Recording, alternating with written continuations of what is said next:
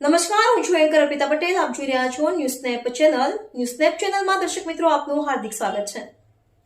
દરરોજ નવીન સમાચાર જોવા માટે સતત અમારી સાથે જોડાયેલા રહો.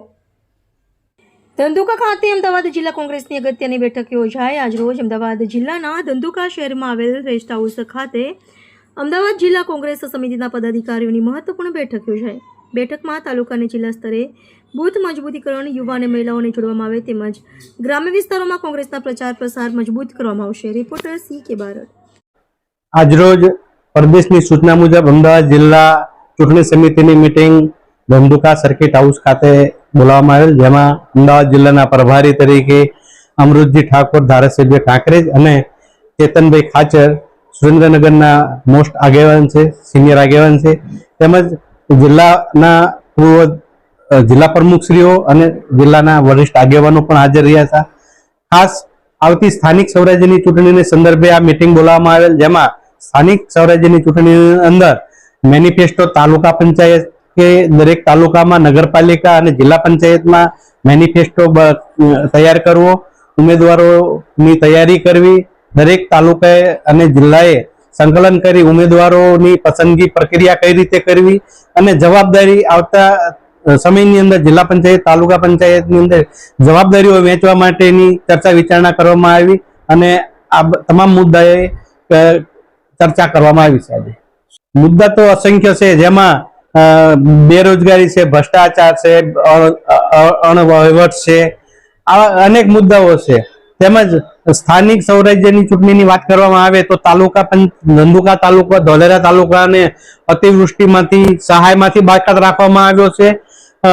નળ સરોવર બાજુ હોય, સાણંદ હોય, ધોળકા હોય તો ત્યાં કંપનીમાંથી છોડાતા કેમિકલ યુક્ત પાણીનો પ્રશ્ન છે, વિદ્યાર્થીઓના પ્રશ્નો છે, શિક્ષણના પ્રશ્નો છે. આમ અનેક મુદ્દાઓ લઈ અને અમે તાલુકા પંચાયત, જિલ્લા પંચાયતની ચૂંટણીમાં આવવાના છીએ.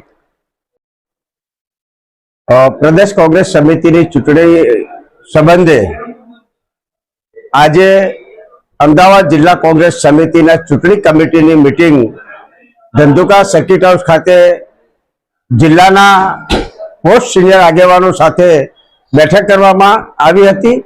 આવનારી તાલુકા પંચાયત, જિલ્લા પંચાયત, નગરપાલિકાની ચૂંટણીઓ માટેની રણનીતિ કઈ રીતે નક્કી કરવી એના માટે વિસ્તૃત ચર્ચા કરી અને પૂરા માર્ગદર્શન સાથે એક એક તાલુકામાં કઈ રીતે જવું, એક એક નગરપાલિકાની અંદર કઈ રીતે જવું એ સૌ સિનિયર લીડરોના માર્ગદર્શન લઈ અને આગળની રણનીતિ નક્કી કરવામાં આવશે.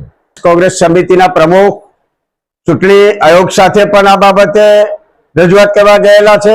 તાલુકા કોંગ્રેસ, જિલ્લા કોંગ્રેસના પ્રમુખોએ પણ સમગ્ર ગુજરાતની અંદર આ બાબતે ચૂંટણીની અંદર જે અસર આવી, ફોર્મ નંબર 7માં જે મોટો ગોટાળો થયો છે બાબતે આવેદનપત્રો આપ્યા છે.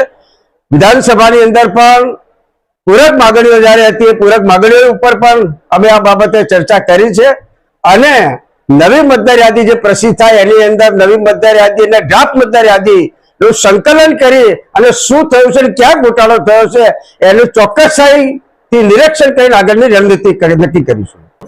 કોઈ ખતરો નથી કોંગ્રેસ માટે. કોંગ્રેસ માટે કોઈ ખતરો નથી. કોંગ્રેસ એ વર્ષો જૂની પાર્ટી છે. કોંગ્રેસનો કાર્યકર કદાચ કોંગ્રેસના મતદારને કહેવા ના જાય તો પણ કોંગ્રેસનો મતદાર સ્વેચ્છાએ આવી અને એનો મત કોંગ્રેસને આપે છે.